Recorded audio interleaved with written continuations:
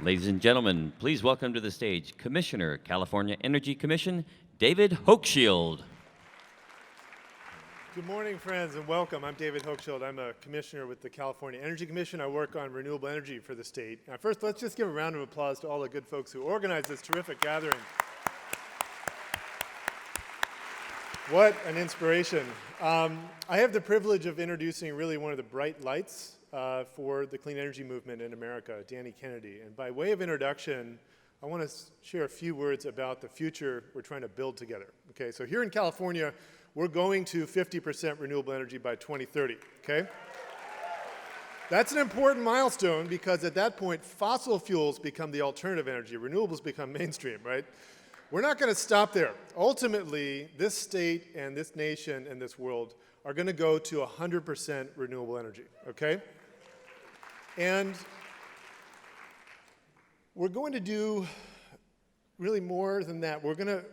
We have to get ourselves into the frame of thinking of actually not just stopping doing harm to our environment, but restoring what was broken, right? Rebalancing what's been out of balance, repairing what's been despoiled. And we're going to do that, and we're going to get to that place by relying on the very best in our nature, the very best qualities. And if you think for a moment about this moment we're in, this presidential race, where you have a candidate bringing this level of fear and misogyny and bitterness and ill treatment of immigrants and Muslims, it's the worst in our nature, right? That's the moment we're in now. So hold in your hearts this path that we're on, because the future we're going to be built is actually going to be built on the very best qualities, the collaboration and openness and selflessness and relentlessness and generosity and vision. And those are qualities that are really embodied by our speaker today, Danny Kennedy, who I'm very privileged to introduce. This is somebody I met in 2001. I was working for the mayor's office. We had an energy crisis, and we put together a $100 million bond initiative to put solar panels on public buildings. And it was a fight, and we needed help. And Danny Kennedy was with Greenpeace, came in, brought 10 organizers. We won that campaign by 73%, thanks to Danny. He went on to run Greenpeace actually for all of Australia and that whole quadrant of the earth, stopping mines, came back to California, started one of the most successful solar companies in the country, Sungevity, and is now, he's been actually starting incubators around the world also for clean energy startups, the next wave of clean energy success stories. And he's now running the California Clean Energy Fund, really seed planting for this future that we're going to build together. And by way of introduction, I'm a beekeeper. I've been a beekeeper for the last 10 years. You think about, there's some beekeepers. Any beekeepers in the house? There we go. All right, well, we know that the lesson of bees is that when you work together and you collaborate and you have really collective intelligence, you can create something beautiful and sweet. So Danny, by way of introduction, I'm going to give you some of my homemade honey. Please put your hands together for a champion for a clean energy future, Danny Kennedy. Thank you, David. Cheers.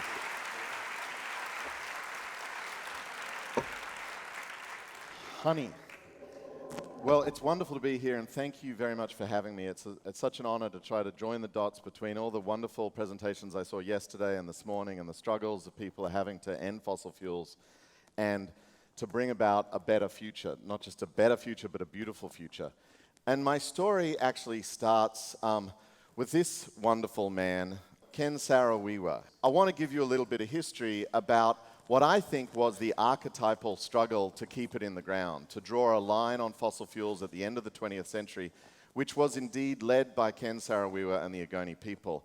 You may remember that in 1993, he turned out through the organization, the Movement for the Survival of the Ogoni People, 300,000 people onto the streets of Ogoni in the Niger Delta. That's 300,000 out of 500,000 in that community.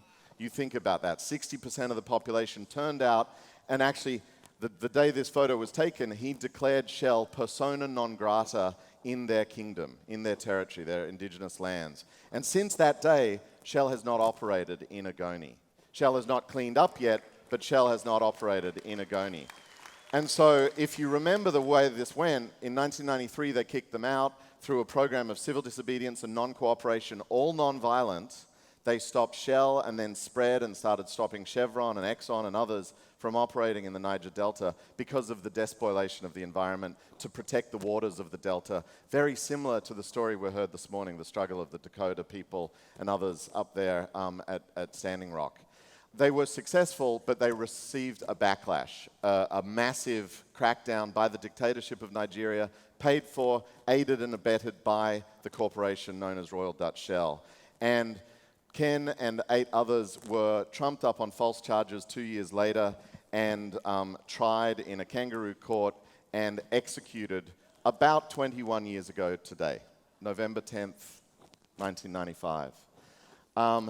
And as he said there, we are all on trial for what that allowed to happen, to stop a protest movement that was successful through civil disobedience and nonviolence in facing up to some of the biggest corporations on the planet and a dictatorship and protecting the land and the water of those peoples. And that legacy was carried on by this gorgeous guy, Ken Saro-Wiwa Jr. Obviously, his son bears the family resemblance, and the brilliance of Ken and the wordsmithing and writing ability of Ken.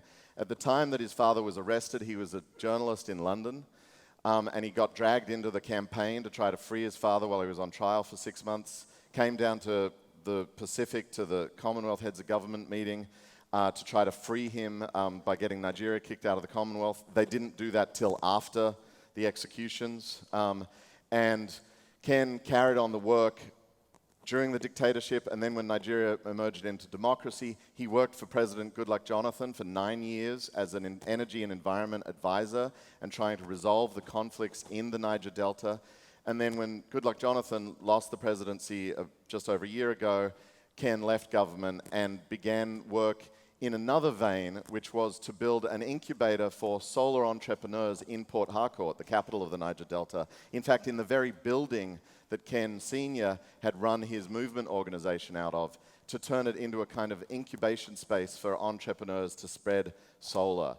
And about this time last year, Ken was writing this article for The Guardian again, in which he was reminiscing on the connectivity between the struggles today in the 21st century to keep it in the ground and keep it from ever being the case that the 21st century will look like the 20th century in places like Nigeria, and that we learned here in America from non-cooperation movements and civil disobedience as executed by these indigenous leaders in places like Nigeria.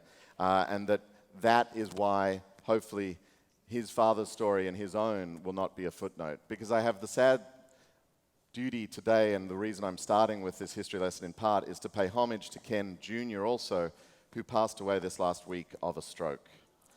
I think his heart was broken from what happened to his father, and despite his struggles to maintain the legacy and the work, it was very hard, and it's been a difficult week for a lot of us just knowing that that struggle continues. As Ken Sr. said on the way to the gallows, take my soul, Lord, the struggle continues. So I tell you that to remember Ken, but also to tell you the history lest we forget. I'm an ardent believer in Milan Kundera's wisdom that the struggle of people against power is the struggle of the memory against forgetting. If we don't know what went before us, how can we stand on the shoulders of giants like these? How can we take the indigenous wisdom if we don't listen to the oral traditions? How can we learn from the past to make sure that the present is not the same and the future is better, unless we understand these stories? And so, forgive me for the history lesson, but I think it's important to put it in context. And now I'm going to tell you a different history lesson, which is the story of my lifetime and a story of a technology curve. And it's not nearly as dramatic, but it is very important as a phenomenon. And economics that are changing the world as we speak and are why I'm confident we will win and we will keep it in the ground ultimately and make the world better. And it's this curve. Comes down to one picture, which The Economist magazine described as a sunny outlook.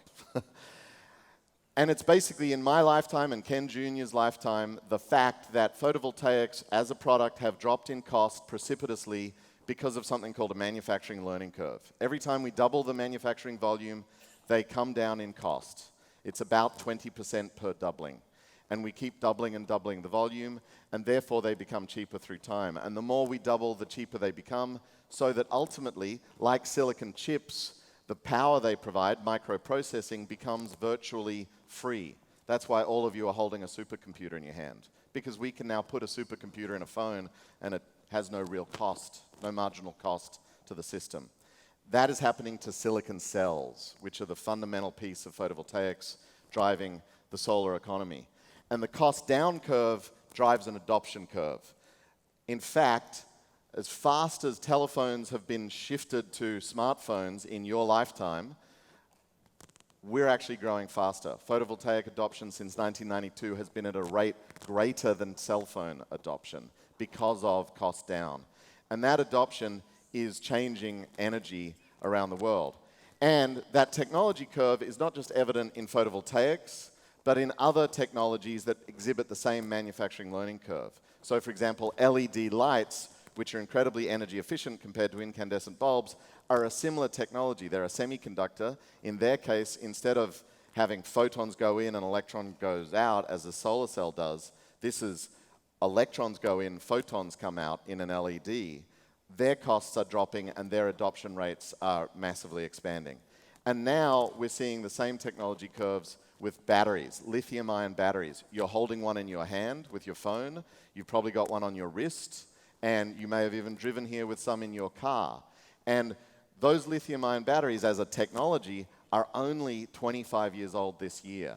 So they've been exhibiting this cost down curve, doubling in volume, and already in just 25 short years, they've completely destroyed telephony as we know it as an industry, if you think about it. First of all, they allowed us to take phones off the wall, which they were wired to in order to get power to run the receiver. And then they became so energy dense and lightweight that you could run a supercomputer, and so they turned the phone into a smartphone. And that disruption and the mobile web platform that enabled and the internet commerce that has unleashed on the world has, as you know and have lived, completely transformed our economy. And that's just the beginning. That's 25 years in.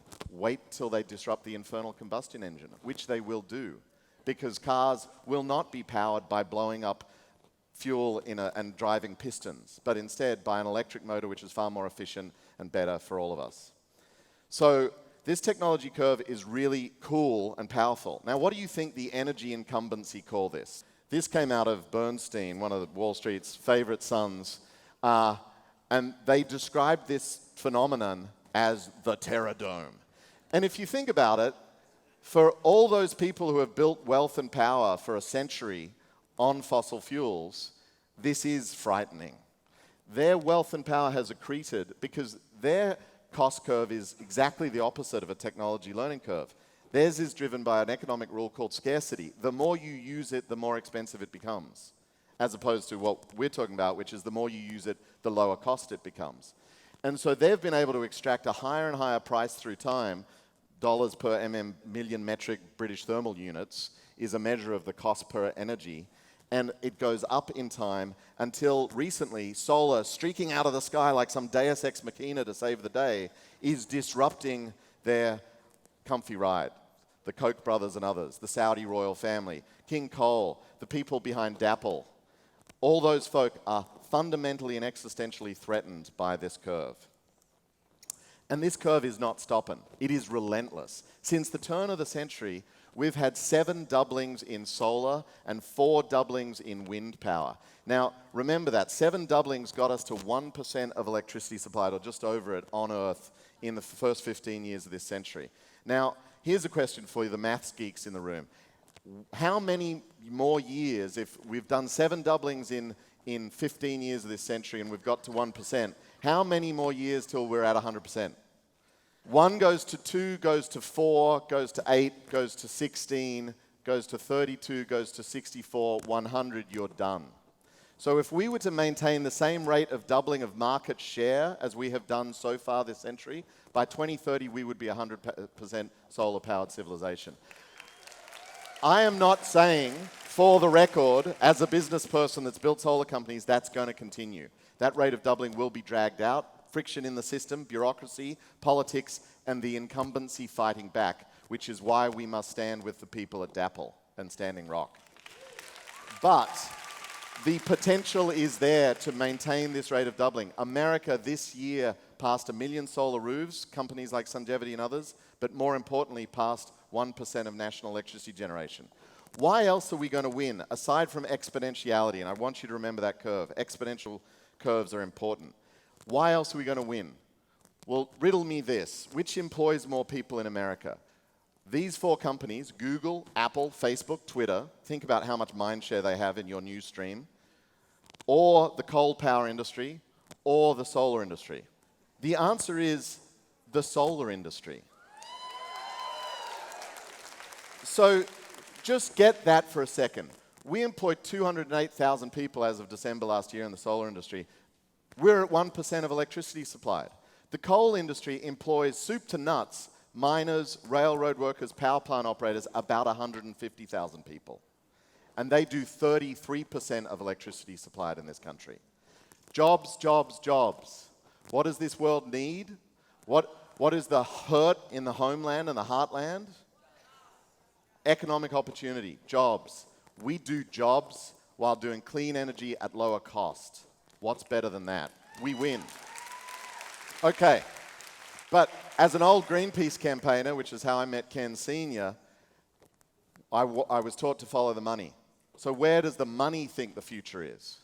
What's the bet on the table? Which of these sectors in the global power industry received more project finance in 2015?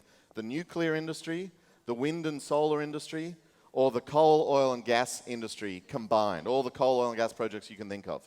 Which of those got more money? Be prepared to be blown away. So, in 2015, wind and solar projects received $260 billion worth of investment.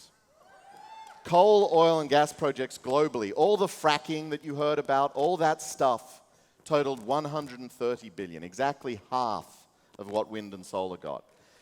Since 2012, capital flows have been greater into the clean energy side of the ledger than the dirty energy side. And for the rest of history, that will be the story. Whenever new additions are put into the grid, they are clean by cost, because you can no longer build a coal plant, let alone a gas plant, let alone an oil plant or a nuclear plant for lower cost than a wind or solar power plant. That's all she wrote. The money's on our side. And going forward, for the next 25 years of history, we are expecting to invest $10 trillion, somewhat rewiring America and Europe and elsewhere, but mostly building out an electricity grid for a couple billion people in Africa and Asia that don't currently have electricity and are coming online. Of that 10 trillion, already 8 trillion is earmarked for clean energy, just by the numbers.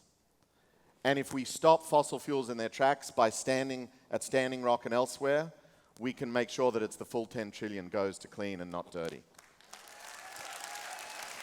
And which major economies are already leading this charge? Who is already part of this story? Who can we take hope from and inspiration?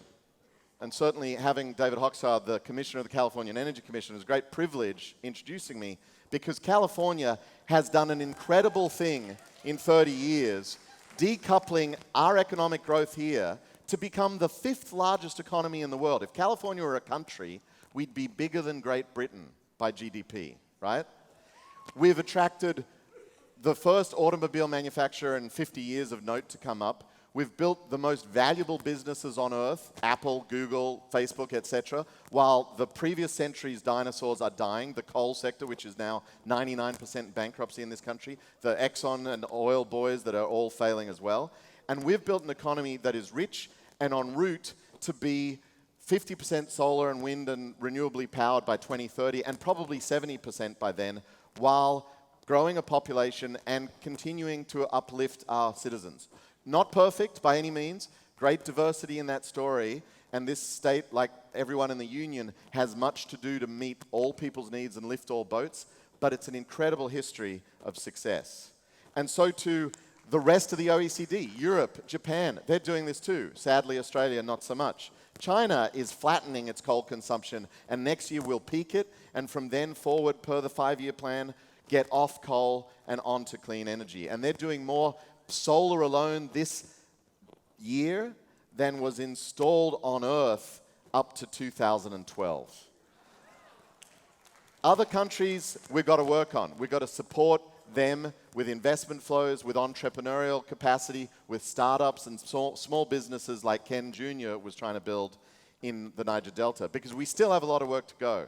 We've taken down the average intensity of power plants on Earth by bringing into the mix renewables, but to meet Paris, we've got to go further, and to get to 1.5 to stay alive, we've got to go further still and get rid of fossil fuels across the board. Which brings me back to Ken Jr. And